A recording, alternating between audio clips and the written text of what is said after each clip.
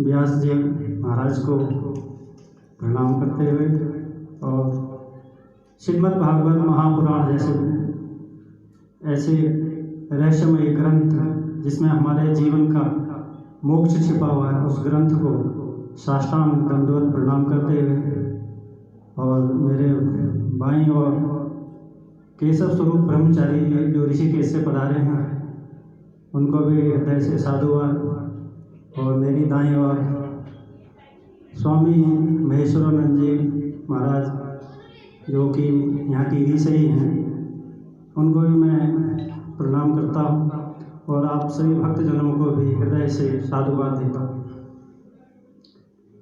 हम सब परम सौभाग्यशाली हैं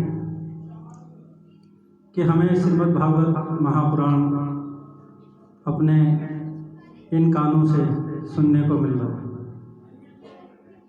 क्योंकि कान तो सबके पास है, पर ये सौभाग्य किसी किसी को परमात्मा प्रदान करता है।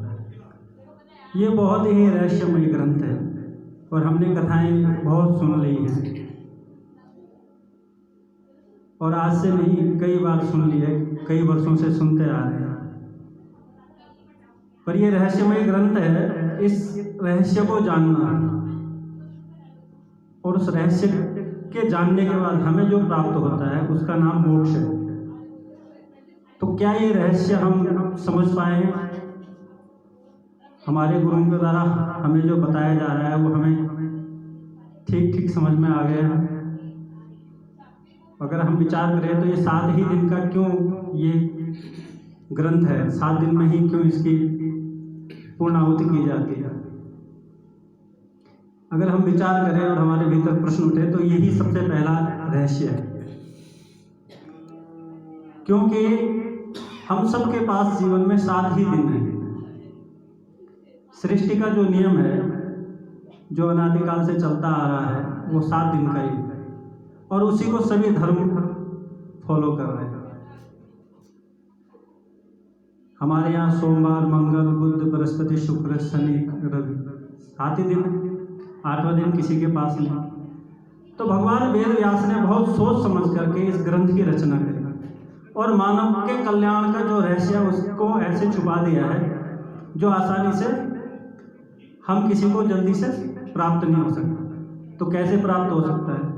वो कोई सद्गुरु जब इस रहस्य को खोलता है, इस भागवत के रहस्य को खोलता है, तब वो प्रकट होता है, तब पता चलता है कि वास्तव में मैं कौन हूँ। अभी समस्या ये है कि मैं, जो मेरा नाम है उससे मेरा परिचय है। जैसे मुझे स्वामी अच्युतानंद कहते हैं तो कोई भी दूर से चिल्लाएगा या दूर से आवाज़ लगाएगा स्वामी अच्युतानंद जी, तो मेरा बॉडी मूवमेंट करेगा, मेरा शरीर घूम जाएगा, पर वास्तव में मैं स्वामी अच्युतानंद ही हूँ। क्या भागवत मुझे स्वामी अच्युतानंद के नाम से जानती है? नहीं जानती। तो भागवत तो हमें क्या कहती है? तुम नित्य शुद्ध चैतन्य आत्मा ब्रह्म हो। उस ब्रह्म के प्राकट्य का बोध अगर कोई करा सकता है तो भागवत ही करवा सकता है और उसी को जानना है कि मैं कौन हूं। तो इसमें पहले भगवान का लीलाओं का वर्णन आएगा, फिर उनके द्वारा किए गए जो भी कार्य है उनका वर्णन आएगा और अंत में आता है ज्ञान कांड, जिसमें ये बताया जाता है कि तू जीव जो है, जो संसार में भटक रहा है, मोह माया में भटक रहा है, उससे हट करके अपने को पहचाने। उस आत्म तत्व को प्रकट करने का नाम ही श्रीमद् भागवत महापुराण। तो 7 दिन का इसलिए बनाया गया है क्योंकि 7 ही दिन है, 7वें दिन के बाद 8वां दिन किसी के पास नहीं। श्राप क्या मिला था कि 7 दिन के अंदर अंदर तुम्हारी मृत्यु हो जाएगी। अच्छा, हम सबके 8वें दिन में होगी। अच्छा, जितने हमारे पूर्वज गए वो 8वें दिन में मरे, वो सब 7 दिन में ही अपना शरीर त्याग दिया। पर हमारे यहाँ मरने की परिकल्पना थी ही नहीं, हमारे यहाँ मरना कहते ही नहीं। हमारे यहाँ कहते देहावसन हो गया, स्वर्गवास हो गया, मतलब वो गए, उसकी शरीर की जो प्रतिमूर्ति जो हमें दिखाई दे रही थी वो विनष्ट होती है, पर वो नहीं विनष्ट होता है जो उस शरीर को चला रहा है, उसका कहीं ना कहीं वास है। या तो वो स्वर्ग में वास कर रहा है या फिर वो देहावसन या उसने देह धारण, दूसरा देह धारण हमारे यहाँ कहते हैं ना चोला बदल दिया, शरीर छड़ देता, पंजाबी में कहते हैं। तो हम शरीर छोड़ते हैं, और जिसको अब इस शरीर के प्राप्ति की कोई इच्छा नहीं है, उसके लिए भागवत है कि अब मुझे कोई शरीर नहीं चाहिए, मुझे मेरे नित्य स्वरूप में जगना है, उसके लिए भागवत। तो जितनों को भी शरीर मिला है उनको एक श्राप तो निश्चित है, जितनों को भी जो भी होगा इस धराधाम पर, इस पृथ्वी लोक पर, इस मृत्यु लोक पर, उसको अगर शरीर मिला है तो वो शरीर उसको श्राप है। तो वो श्राप क्या है कि उस शरीर मिलते ही उसकी मृत्यु आरंभ हो गई। और हमारा मोह क्या है कि शरीर न छूटे।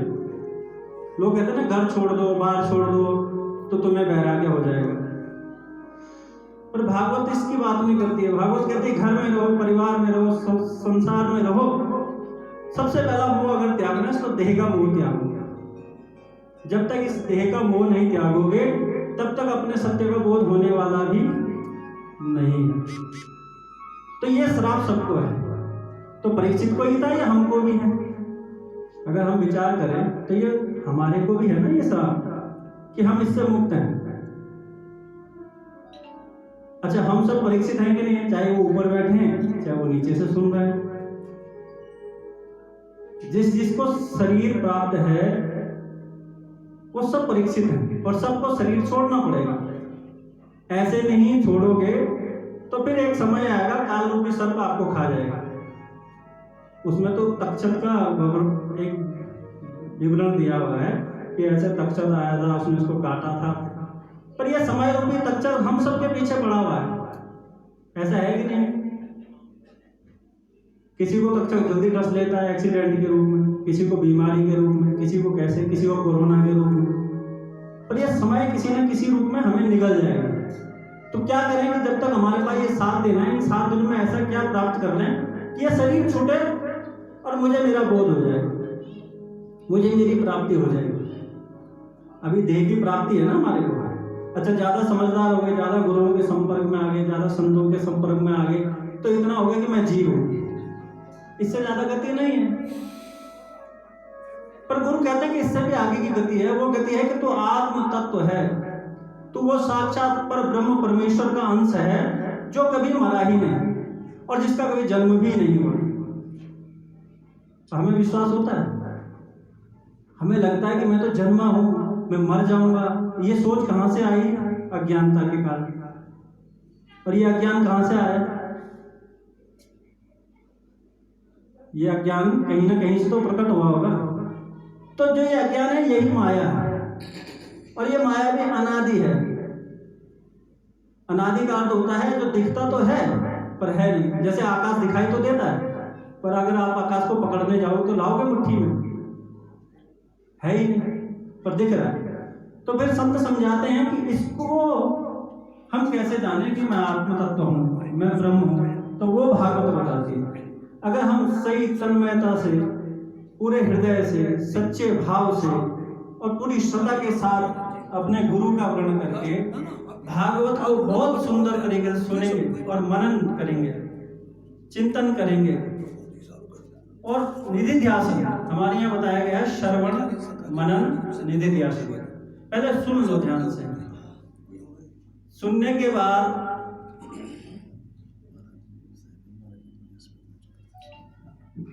सुनने के बाद पहले श्रवण करो, फिर मनन करो, फिर निधि ध्यासन करो।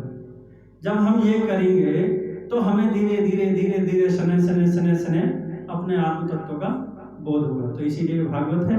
हम सब परम सौभाग्यशाली हैं, और अपनी वाणी को मैं यही विराम देते हुए आगे की प्रक्रिया के लिए स्वामी जी आपका मार्गदर्शन करेंगे।